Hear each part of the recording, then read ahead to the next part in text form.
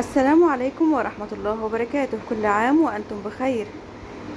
وإحنا في العشر الأوائل من ذي الحجة، عايزين نتعرف مع بعض إيه هي فضل العشر الأوائل من ذي الحجة.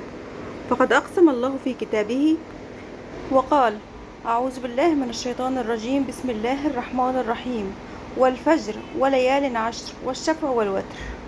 صدق الله العظيم. كما شهد النبي صلى الله عليه وسلم بأنها أعظم أيام في الدنيا، وأن العمل الصالح فيها أفضل من غيرها.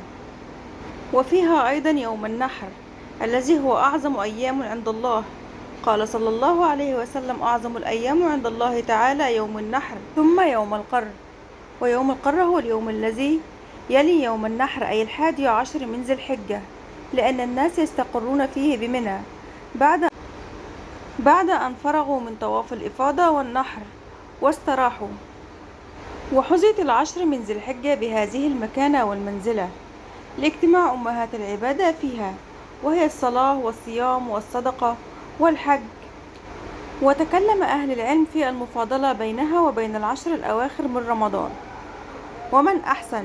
وذهب بعض المحققين من أن أيام عشر ذي الحجة أفضل من أيام عشر رمضان الأخيرة، وليالي عشر رمضان أفضل من ليالي عشر ذي الحجة جميعا، بين النصوص الدالة على فضل كل منهما، لأن ليالي العشر من رمضان إنها فضلت باعتبار ليلة القدر،